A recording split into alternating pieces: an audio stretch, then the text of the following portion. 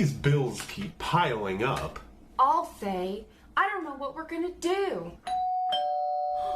Well, I wonder who that could be. Hey, you folks. Holy f***, it's Mailman Steve. That's right. I got your mail here for you. Ooh, good.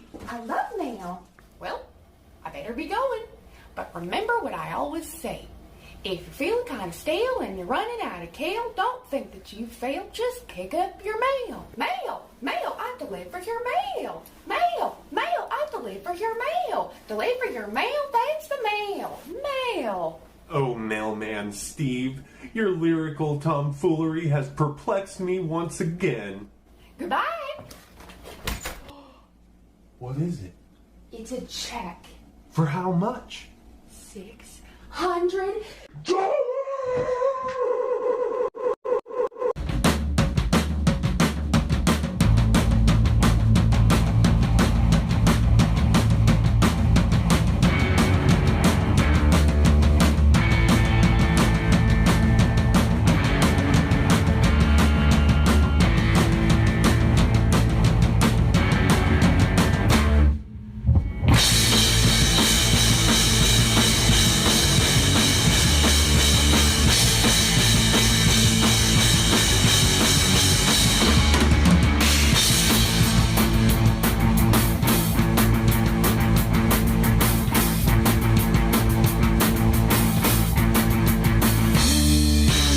Hello, and welcome to Season 3 of JDHD.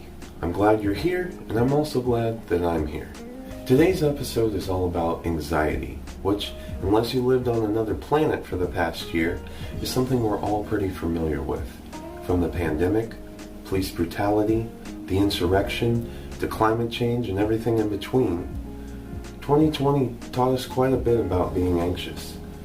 But what is anxiety? Is it...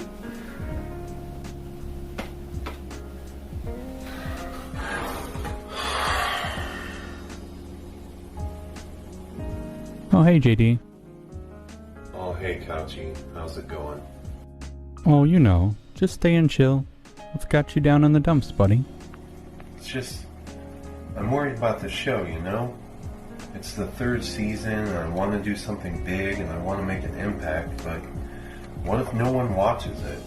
And I'm just wasting my time and energy on something that no one's even ever going to care about. Well, JD, the first thing you gotta remember is that all art is subjective. I mean, there's people who think making Lord of the Rings or Star Wars was a waste of time. It all comes down to doing what makes you happy. If you give 100% and jump in with both feet, people will notice.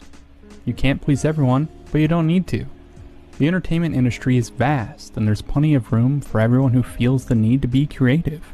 This notion that someone is wasting their time by trying to express themselves, well, it's a bunch of malarkey if you ask me. You do you, JD, because no one else is gonna. Wow, Couchy. That actually does make me feel better. And if anyone tries to stop you, well, you tell them that they because every one of them is a shove a mass right up and spit on it.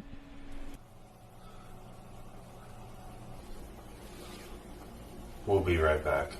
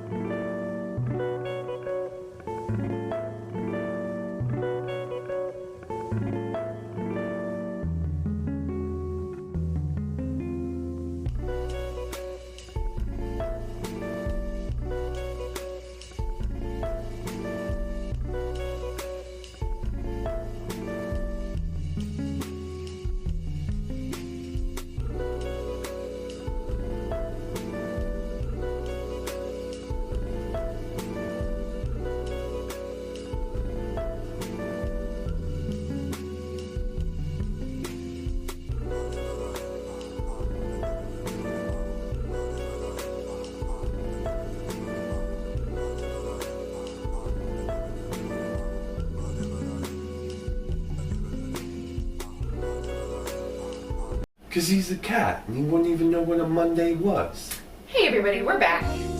That's right. Oh, our guest segment today is a little longer than usual, It's 27 minutes. which seems like a lot.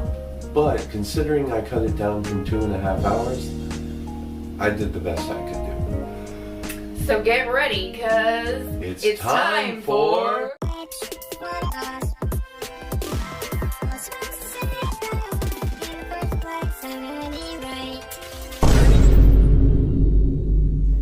That's right, everyone, we brought it back. It's which one of us was supposed to say that dialogue in the first place at any rate.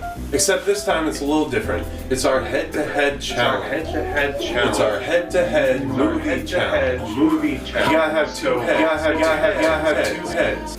To have a head-to-head challenge, you have to have two heads. And for our two heads, we have comedian Andrew Hicks. Hey, Andrew. Hey. And also another comedian who's streaming on Twitch right now, Veggietrey. How the game works is we're going to build a movie from scratch using suggestions from our comedians. They give one suggestion for each element of the movie, and we pick a winner, and the winner gets 100 points, and at the end we'll pick a big winner. You know what? This is going to be pretty self-explanatory. Let's get on with it. Are you guys ready? Yeah. Okay, good. We're going to start with genre. Spaghetti Western murder mystery. Ooh. I feel like it's more of a description of a genre, Okay.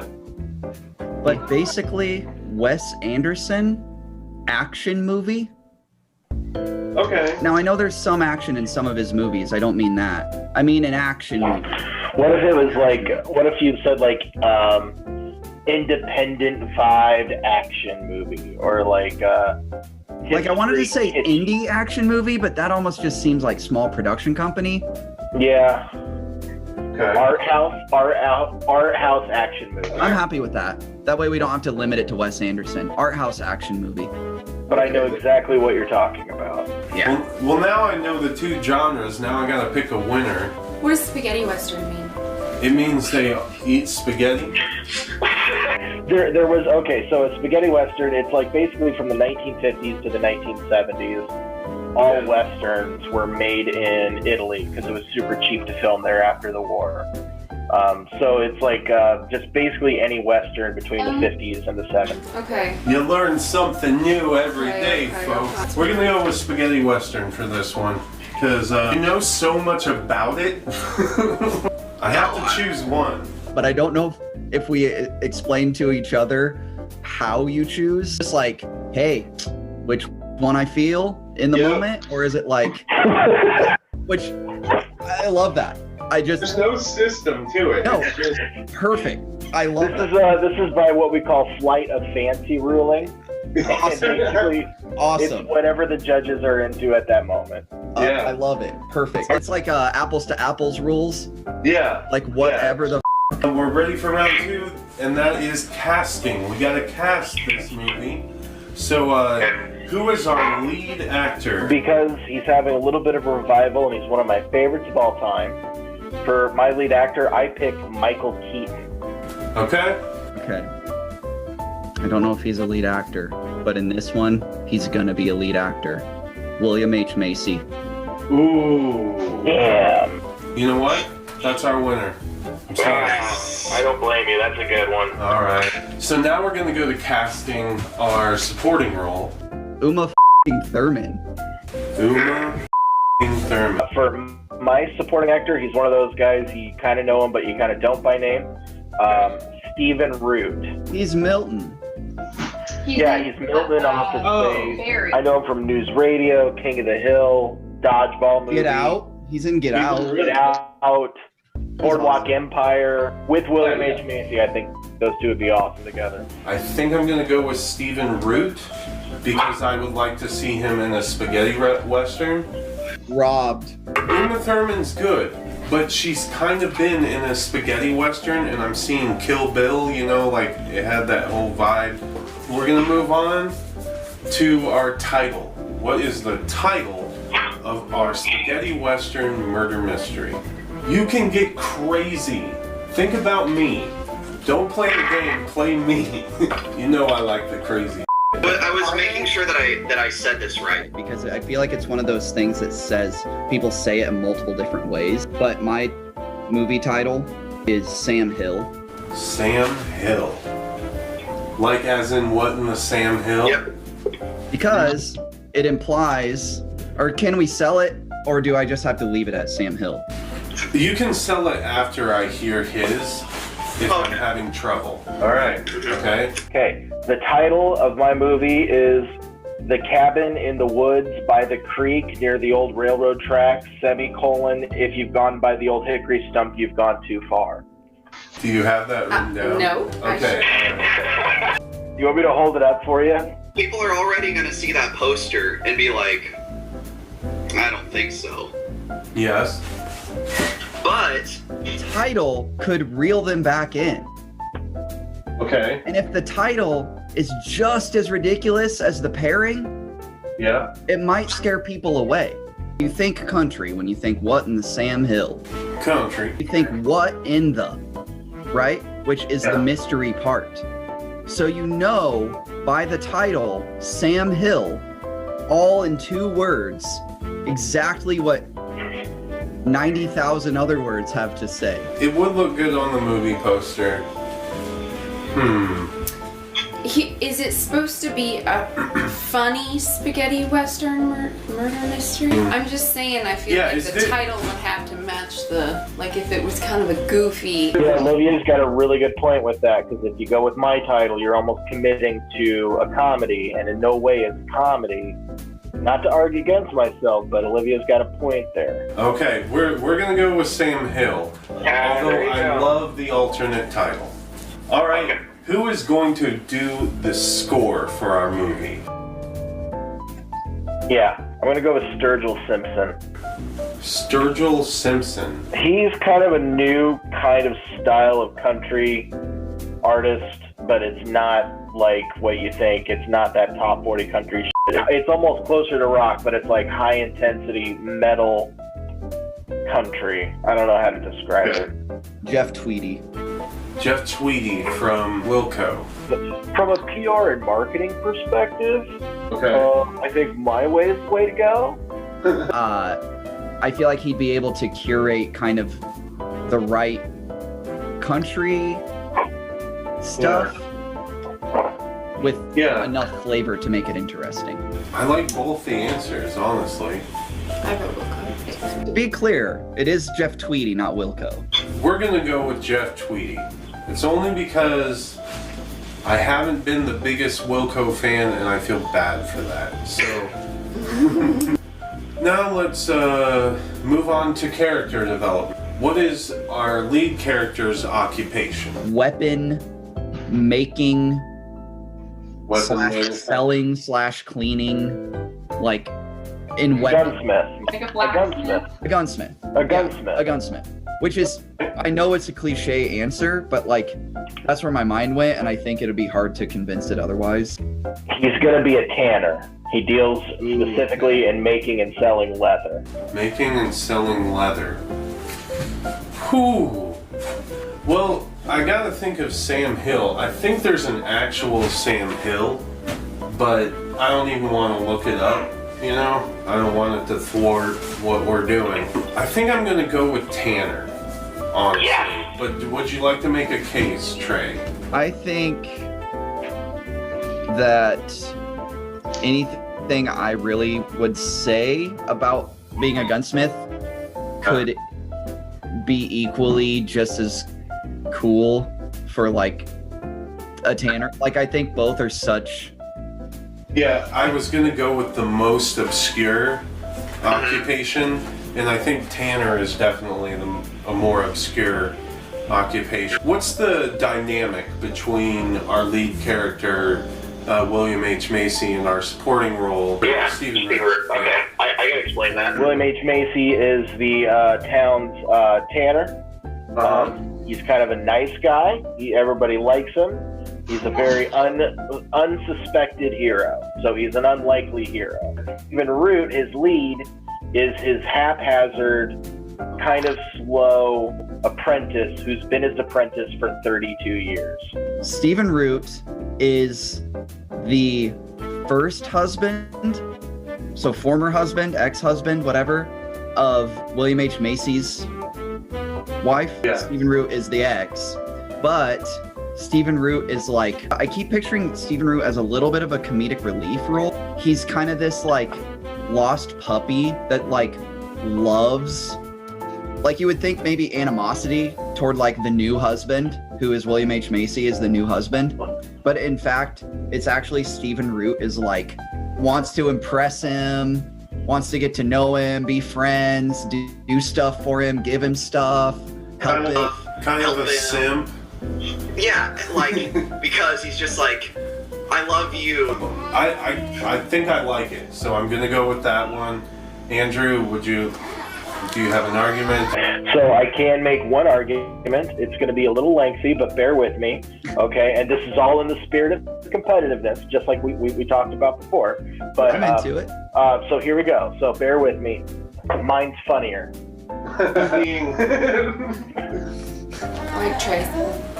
Okay. Olivia has spoken. Do not yell at her. She is going with Trey's. We're gonna move on to Act 1, to our opening shot of the movie. I'm just throwing this out there because it's funny to me that the opening shot would be a rooster crowing, and then there's a guy in a bed right next to the rooster, and he just smacks the rooster like... You're just saying that would be a good opening scene to a movie? Yeah, well, you know the alarm clock cliche. Yeah, that's a great. I love that. But it would be a rooster. So the opening shot is a combination of the opening shot plus the main titles. So this is where all the names are kind of flashing up while you're seeing these opening shots, right? Okay. So it's kind of it's a quick cut, and it's going to cut a lot, but it kind of starts with the darkness and then some light coming through some slits, you know, like shitty boards in a barn almost. And you can see hooks and stuff. It kind of shows a quick shot of like an iron hook, and it's like menacing, and there's blades hanging. And then all of a sudden you hear and see the sound of, or the looks of a sword or a machete like thing going into flesh. And it's real gory, and there's things being ripped and hair on the ground, and then skin coming off. And then you realize that it's someone actually just making the leather, and it's William H. Macy, and he's actually like a really happy-go-lucky dude, but it gives you this false sense of menace as this is going to become a murder mystery. Damn. Mine, it's kind of like cold open, a really kind of like steep staircase, probably like it goes straight up to the second floor, but it's outside. You kind of see up kind of from below, and you see even Root standing looking toward the door. You see him kind of from the side and below. He's looking at the door like talking to somebody. You can't see them. And he says like, it'll be fine. This is basically when they finally separate, right? And then he like turns around to like step down, and hit 1 foot slips wrong, and like, and you see like, because of your angle, you just see him like all clear the full length of the stairs and land. He gets up, and you kind of just still see him from the back, and he's like dusting himself off. He's like, it'll be fine. And just then, William H. Macy is walking up to go see the wife. They just look at each other, like awkward eye contact, and Stephen Root like walks away, like down the road, dusting himself off. The way it's filmed, it's a dark comedic scene. It's like he's falling, and you laugh that he falls. He falls funny, but then you're like instantly like, upon his embarrassment of standing, you're like, ooh, there's the new husband. You're out. The top of my head, I'm just going to tell you my thoughts immediately, is that we're working with a murder mystery, you know? I do like Andrew's better because it immediately has that feeling of mystery Although visually, Trey, if he cleared the entire steps, it would be f***ing fantastic. I'm not saying it shouldn't go in the movie. It should go in the movie. You're still getting 50 points. That's what I would say, because Trey's scene would be the perfect thing after my opening scene, but I think I like my opening scene. I think I'm going to agree with that. Trey, do you have any arguments against it? No. I love Andrew's opening. Who's the wife? Oh yeah, who plays our wife? Can I recycle an answer? Sure. Uma Thurman. I just see her in it. Julianne Moore. I'm gonna go Uma Thurman. Do you have any objection? No, I don't really have an objection. When Trey says, I see her in this movie, you know, who am I to doubt that? Is he rich? Does he make a lot of money? These aren't really questions like between you. This is more just I development. think my vibe for it would probably be like he's not rich, and I think maybe that would be the cool thing about, like, Stephen Root was rich and she went with her heart and in the end ended up with this guy, because I think I see William H. Macy, and pivotal to the plot that I would go with, he's kind of a nerd to his craft about his he's very much a craftsman, and he's super into what he does, and that's kind of his main focus, and he has trouble turning it off. He can tell just from looking at any piece of leather how old what animal it was, how old it was, how they used it, what chemicals were used, and he's like, and he looks at other people's stuff and he's like, this is garbage. These people deserve better. Yeah, that's not even real leather or whatever. Like, right, like that guy sold me cow skin and it was nothing but mink. Oh yeah, like I could almost see a scene where he gets pissed at a bar one night, and like he's a good guy, but like he just in that sudden moment like sees somebody's boots or chaps or whatever, and he's like, those aren't even real leather. Like on his way out. I think we're good to move on to Act 2, which is our main conflict. This is a murder mystery, so we have to, you know, add some mystery. So what do you got? The whole time I've been like, as soon as we decided murder mystery, I've been like casually in the very back of my head, like, hey man, you gotta start thinking about what the mystery is. Stephen Root's character goes missing. I would say is that William H. Macy, our leather nerd, start seeing some new pieces showing up around town from people who are traveling in and out. And he's asking him, like, I've never seen leather, like, where did you get that? It's like, oh, there's this guy selling up old Shawnee Pass, but it's pretty great. And William H. Macy's looking at it and he's like, can I buy this from you? And he takes it and he's like obsessing over it to the point where his new wife is like, you gotta stop. He's like, I've never seen a process do this, never seen it hide like this before. And then one day he comes across another piece and it looks like it's got a weird tattoo on it. So he takes it to the sheriff, and the sheriff says that looks just like the tattoo of John Crawley up near old Shawnee Pass. And they go up there and they investigate his cabin, and he's been killed and skinned alive. And that's when they realize, of course, William H. Macy hasn't seen this kind of leather before. This is human leather. Trey, I'm just gonna tell you that's my winner so far. That Andrew wins anyway. I don't even have an idea. Okay. Does he follow along and find more bodies? Yeah, leading up to Act 3, basically it's him kind of like, I should be focusing on just my leather, but all of a sudden I'm acting like a detective and I just can't let it go. The sheriff keeps telling him, hey, you need to like stay in your lane, I'll investigate this, but he knows the sheriff doesn't know shit. So he's kind of investigating it on his own. He's kind of getting this weird obsession of like, where is this coming from? And he's following the clues. And then all the while, you know, it's kind of putting a strain on his relationship with his new wife. And it's kind of all unraveling, building up until they get to Act 3. And then Act 3, at the beginning of it, or towards the end of it, you'll figure out who the killer is. I think you would find out, we would get to see the killer. So we would like know who it is. And then the mystery would just more be like why or how, or there would still be plenty that you wouldn't know, but I think it would be like after you see he goes up to the house, discovers the guy's been killed and skinned and everything, and they're like, what's going on? Who is it? Whatever.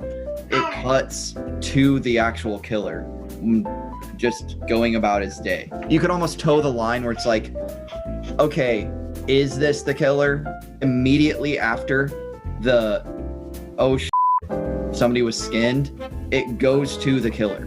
The next person you see, and it makes it incredibly obvious, and it's up to the viewer to decide, is this so obvious or not? Yeah. And you essentially are waiting for it to make you think it isn't the killer. Like, and it never does, because he is the killer. And you're like piece of it really was him the whole time. They were that obvious. They literally showed me the killer, made me think it was the killer the whole time, and it was the killer. I like that concept, but I think I'm gonna have to go with Andrew on this one. So we have to move on to Act 3. So I have an idea. They kind of keep identifying these people by their tattoos. It would be done in a way in the movie where you're not thinking about the tattoos. Like, they would find other things, but it would just be like one of the pieces would be a tattoo that they keep seeing. Or like a birthmark or a hairline or something that identifies. Yeah, right. It could be dental records. It could be, but along the way, it's like, you know, subtle, hey, here's a tattoo that they have. And it's a different tattoo each time. It's everybody's unique tattoo that they would get just anyway. The tattooer winds up helping them a lot. They like bring them in. They're like, well, here's the newest hide. Okay. Whose tattoo is that? They're like, oh, that's Dick Clark or whatever. There could be a funny scene where it's like William H. Macy and the sheriff are looking at something. They're like, we got to find a skin expert. The sheriff's like, well, who the hell's a skin expert? They just look at each other, and then it cuts to the tattoo guy. Yeah. I think it's Stephen Root. Like, at the very end, it's like, we know that it's him. It all makes sense. All fingers point to him. They confront him, and he's like, doesn't handle the pressure well. And even though he doesn't admit to it, he goes crazy, and then he tries to kill William H. Macy, and they have a knockdown, drag out fight, and then at the end, the tattoo artist comes out of nowhere and kills Stephen Root, saving William H. Macy. He's like, oh my God, thank you so much. And it cuts to, it's near the end, and there's some resolution. They're at the gravestone, and they're like, I can't believe it was him the whole time. I don't know, I guess we'll just have to move on. And then they follow the tattoo guy going back to his tattoo shop with a shit-eating grin on his face, and it shows him going inside, going down to the basement, and down there is all the tools of the trade. It actually was the tattoo guy, but they killed Stephen Root. Wow. I think I like the Andrew's compromise. And by compromise, I mean you both will get 100 points for this one. But setting it up that it's him, you know, you have him falling down the stairs in the beginning, so you get this animosity vibe, but it's not him, ends up being the tattoo guy. Who plays the tattooer? Gary Sinise. He almost looks like a bad guy, so you're not quite sure the whole time. Trey? I'm looking him up to make sure I'm picturing the right person. The sound of keyboard click. Okay. That's who I was picturing as Gary Sinise, but I was like, is that the right person? Lieutenant Dan. Yeah. Okay, Emily Blunt. Emily Blunt plays the tattooer? Yeah. Oh, man. I'm sorry, Andrew. I'm going to go with Emily Blunt. Hey, you know, you're the chef of your kitchen, you know? I'm not going to tell you how to cook. I have no idea who's winning. This is the final question, and you're going to write it down. It is the tagline for our movie. This one's for 300 points. We're going to make a movie poster for this, too. It'll be once we have our tagline. All right, Olivia is going to read them. You hold them up to the screen, and she will read them out loud. Okay, so we have Sam Hill, fear only runs skin deep. Sam Hill, you keep what you sow. You keep what you sow, or you reap what you sow? It's keep. You keep what you sow? Mm-hmm. S-E-W. Oh, Yep, yeah. That's like sewing like a sewing machine. Sow like a seed is S-O-W. I'm gonna pick my favorite, and it's Fear Only Runs Skin Deep. Aw, Trey. Who wrote it? Andrew wrote that one? Yeah, it was Andrew. Oh, man. It was on purpose. You do sew leather in a way, yeah, you sew it. I know that it's normally S-O-W. We're working on our tallies. This is cool. I'm glad it forced me to get my own internet. Like, alright, the neighbor's internet can only go so far. Yeah. I wonder if he's next door going like, man, my internet speed's running really well tonight. Man, I haven't had to buffer or anything. Our second place winner, with a total of 650 points, goes to the lovely Trey Mauger. Trey, give yourself a round of applause. Good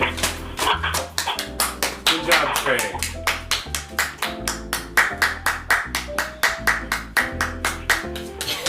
And of course that means that our first place winner with 850 points was Andrew Hicks. Thank you. Thank you, please. Stop. No. Keep going. Keep going. Keep clapping. Keep going. A little bit more, please. Thank you.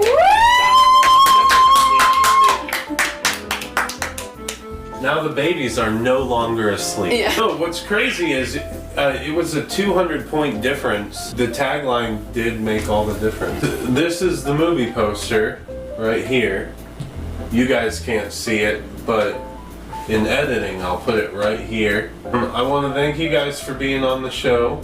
It was awesome doing this with you, Andrew. It was a pleasure with doing this with you as well, Trey. Thank you so much. That was a lot of fun. For sure. Well, that'll do it for us on which one of us was supposed to say that dialogue in the first place, at any rate. Keep watching more show, and we'll see you later. Bye. Oh, wait. Oh. Score. Oh. Hey, everybody. Welcome back. You're just in time, because it's time to go to our man on the street.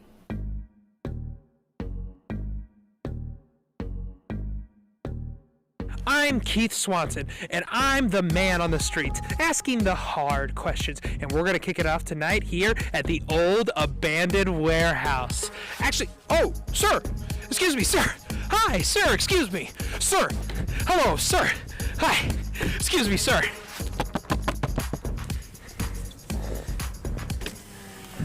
Hi, sir, hi. Hey, are you ready for your hard question? What? For $100, who is tonight's musical guest? What? For $100, sir, who is tonight's musical guest? For what? For $100. I don't know what you're talking about, man. Sir, is that your final answer? Would you like to take a guess? A guess for... Sir, I don't have all day. Please just pick something. Just anything? Rain Garden. That's correct. What the Are you serious? Yes, welcome tonight's musical guest, Rain Garden. Wait, do I get $100? Look, I want to be honest with you, man. I did not expect you to get that right. And I do not have any money. I literally have nothing on my person right now. I have like 2 Jolly Ranchers in my pocket. What kind? Like grape and strawberry. I'll take the strawberry. Oh. and welcome today's musical performance, Rain Garden! This is Watermelon. Hi, I'm Rain Garden, and this is Ocean.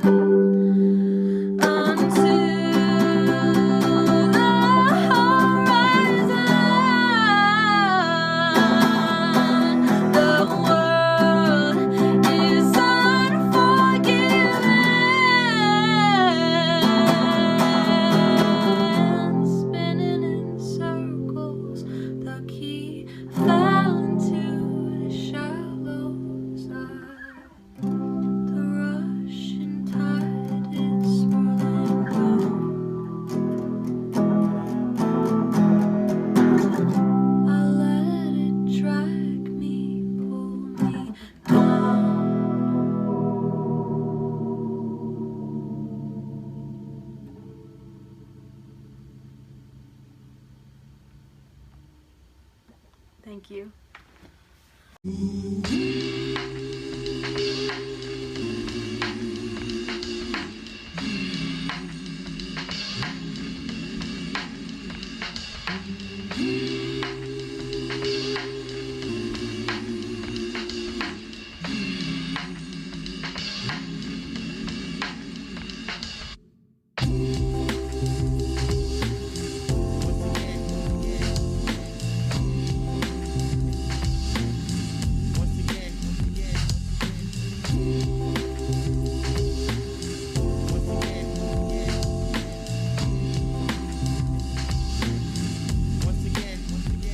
Well, everybody, that's the show. We want to say thank you to our guest comedians, Andrew Hicks and Veggietrey. They're both very funny dudes, and you can find Veggietrey's stream on Twitch at Veggietrey. We also want to thank Rain Garden for being our musical guest. If you liked what you heard from her, you can check her out on SoundCloud. We also want to say thank you to Chinos for providing the music for our transitions today. If you like what you heard there, you can find Chinos on SoundCloud as well. And lastly, I'd just like to say, we understand that our themes here on the show aren't exactly the sharpest. Sometimes we just don't like to pretend like we have all the answers.